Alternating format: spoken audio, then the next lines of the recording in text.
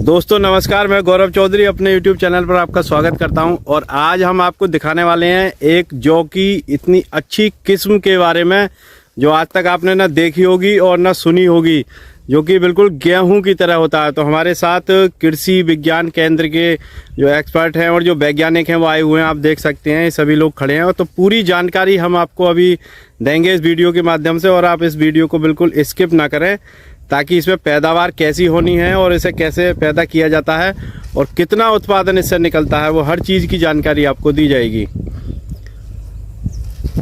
जी sir, नमस्कार doctor साहब। नमस्कार जी, नमस्कार सर, थोड़ा सा अपना परिचय दे दीजिए किसान भाइयों को, फिर आगे बात करेंगे। चलिए, देखिए जी, गौरव जी, राहुल जी, मैं डॉक्टर के सिंह, प्रभारी अधिकारी वैज्ञानिक बीज, कृषि विज्ञान केंद्र नगीना, बिजनौर, उत्तर प्रदेश से।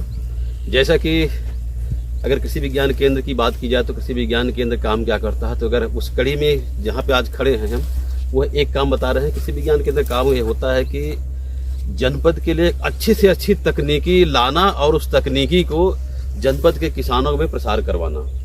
तो उस कड़ी में अगर हम बात करते हैं तो हम लोगों ने इस वर्ष जौ की एक नई प्रजाति, नई किस्म DWRB 223 करके, बाकी जानकारी इसकी जो है वो डॉक्टर साहब आपको देंगे भी। डॉक्टर साहब, आपका बहुत बहुत स्वागत है, और थोड़ा सा जरा हमें इसकी पूरी जानकारी दी। देखिए, जैसे हम बात कर रहे थे कि तकनीकी जानकारी देना, तकनीकी प्रदर्शन करना कृषि विज्ञान केंद्र का उद्देश्य होता है। तो हम लोगों ने इस बार जनपद में पहली बार जौ की जो किस्म की बात की, उस वैरायटी का नाम है DWRB 223। अगर हम इसको सामान्य जौ और जो दूसरे जौ की प्रजातियां होती हैं उसके बारे में अगर हम बात करते हैं, तो हमारे किसान साथियों को, आप सभी लोग यहाँ खड़े हैं, खेत में देख भी रहे होंगे कि हमारा जो सामान्य जौ होता है उसके ऊपर देखते होंगे, उसके ऊपर एक भूसी होती है, जैसे छिलका होता है। कभी कभी क्या होता है कि उसको जब उसका आटा या कुछ खाते हैं तो गले में हल्का सा लगता था। तो इसको देखते हुए हमारा जो गेहूं अनुसंधान केंद्र करनाल में है, उन्होंने गेहूं था जौ की एक ऐसी प्रजाति विकसित की जो भूसा रहित, हललेस या हस्कलेस जो भी कहिए आप, भूसा रहित प्रजाति है। इसकी खासियत यह है कि इसमें अगर प्रोटीन की बात हम करते हैं तो ये इसमें प्रोटीन 11.7% के आसपास प्रोटीन पाया जाता है।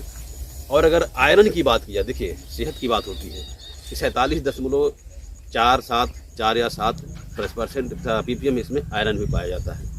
अब रही बात, इसमें जब आयरन भी अच्छा, प्रोटीन भी अच्छा और खाने के लिए भी अच्छा।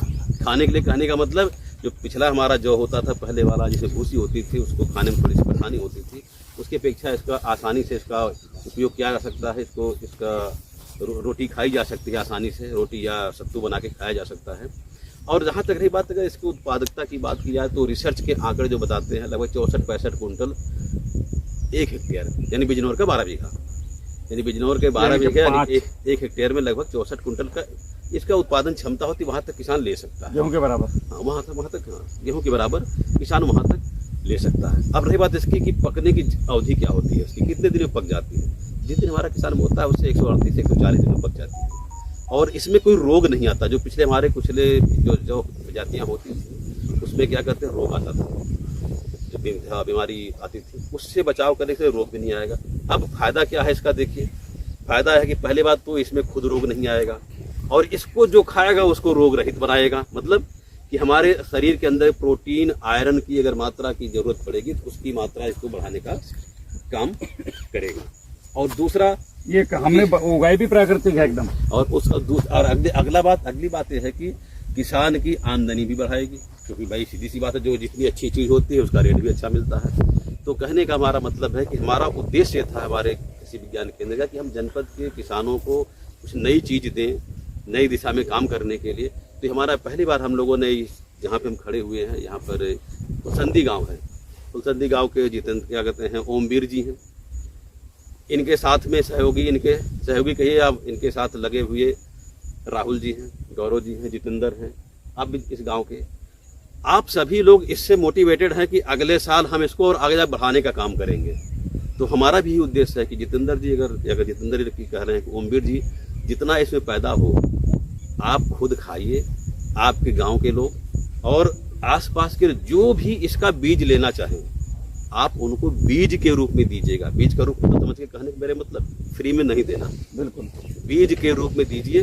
कितना 8-10 किलो कोई लगाएगा, कोई 5 किलो लगाएगा, कोई 20 किलो अच्छा, लगाएगा। कोई अगर जनपद के बाहर का किसान है, वीडियो तो पूरा भारत देखता है, कोई भी अब सब पीछे पड़ जाएंगे, मेरे नहीं, कहाँ तो- से मिलेगा? तो फिर ओमवीर से आप अच्छा, सबके लिए ओपन है, कहीं से भी ओमवीर जी से बीज ले सकते हैं। नहीं, जैसे ओमवीर जी के अलावा ऐसा कोई प्लेटफॉर्म है? चलो ओमवीर जी से अच्छा इग्नोर हाँ, वाला ठीक मुझे ठीक मेरठ को है। जब पकड़ अगर ले लिया। इसके अलावा कोई प्लेटफॉर्म की बात करते हैं तो हमारा जो गेहूं अनुसंधान के केंद्र करनाल है, जी। वहाँ पर इसका बीज मिल जाता है। पूरे हिंदुस्तान के लिए गेहूं जौ का बीज ऑनलाइन आ जाता है? ऑनलाइन वो बुकिंग करते हैं, ऑनलाइन व्यवस्था क्या भेजने की व्यवस्था रहती अच्छा, ये है, है। वहाँ से भी मिल जाता है। बहुत बढ़िया। तो हम लोगों का उद्देश्य ये था कि भाई कुछ नया काम किया जाए, नई तरह की, जिससे कि लोगों को क्या कहते हैं इसमें झुकाव अच्छा हो और किसानों की आमदनी की बात हो। और रही बात अभी देखिए, हम लोग हमारे वर्तमान जो माननीय कुलपति जी हैं डॉक्टर त्रिवेंद्र जी और हमारे डॉक्टर पी के सिंह सर फसली की बात कर रहे हैं, फसली को बढ़ावा देने के लिए, क्योंकि प्रदेश सरकार की योजना है फसली को बढ़ावा देने के लिए।